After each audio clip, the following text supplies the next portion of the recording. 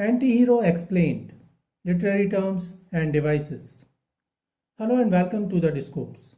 The term antihero refers to a fascinating character type in literature that stands in stark contrast to the traditional hero. An antihero is a protagonist or main character who lacks conventional heroic qualities such as bravery, morality, or idealism. Instead, they often possess traits that are more flawed or complex.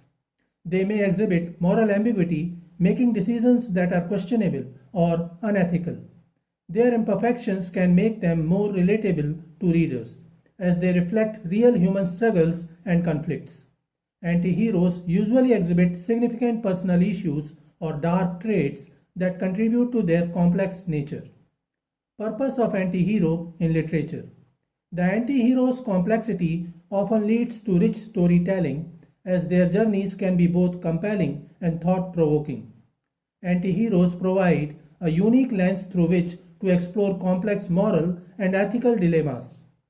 Their morally ambiguous actions challenge traditional notions of heroism and invite readers to question societal norms and expectations. They allow authors to create more relatable characters as their flaws and struggles resonate with the audience on a deeper level. This relatability can create a more engaging and thought-provoking narrative. Furthermore, anti-heroes often serve as a vehicle for social commentary, highlighting the hypocrisy and contradictions within society. Their journeys can expose the flaws in systems and institutions, promoting readers to reflect on the complexities of human nature and the world around them. Finally, the unpredictable nature of anti-heroes and their capacity for both good and bad actions can create a more dynamic and suspenseful plot, keeping readers on edge. Difference between an anti-hero and a tragic hero. Both anti-heroes and tragic heroes are complex characters with flaws, but they differ significantly in their roles and the nature of their flaws. Anti-heroes often show moral ambiguity. They might be selfish, morally grey, or even outright criminals, but they are not necessarily driven by evil intentions. Their actions are often driven by self-interest, survival, or a distorted sense of justice. Tragic heroes, on the other hand, offer examples of hamartia, a fatal flaw. Tragic heroes possess a fatal flaw, a character defect or error in judgment that ultimately leads to their downfall. This flaw is often a noble quality taken to an extreme, such as excessive pride, hubris, ambition, or indecision. Hamlet's indecision leads to the death of 8 people. Anti-heroes offer a sense of relatability to the readers. Even if their actions are reprehensible, the audience might sympathize with their struggles, even if they don't condone their choices. The narrative often centers around the anti-hero's perspective, allowing the audience to understand their motivations and internal conflicts. Tragic heroes offer a feeling of catharsis. Tragic heroes typically occupy a position of power or nobility. Their fall from grace is therefore more impactful. The audience experiences catharsis, a purging of emotions, through witnessing the tragic hero's suffering and downfall. This emotional response is central to the tragic genre. The fate of a tragic hero is sealed by their tragic flaw and the consequences of their actions. They usually meet a tragic end. On the other hand, an anti-hero is free from such a predetermined fate.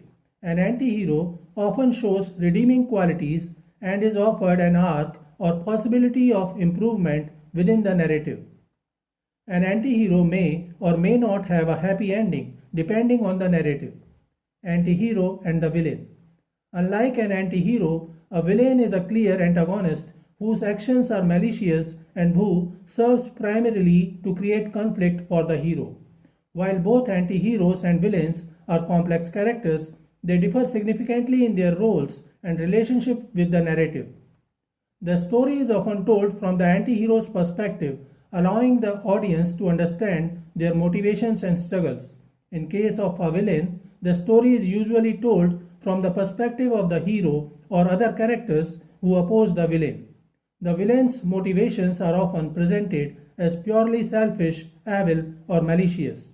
While an anti-hero is morally ambiguous, villains are typically depicted as unambiguous antagonists. Their actions are clearly harmful and their intentions are malevolent. Villains are often designed to be unrelatable, representing pure evil or forces of antagonism. Villains serve as obstacles for the hero, creating conflict and driving the plot.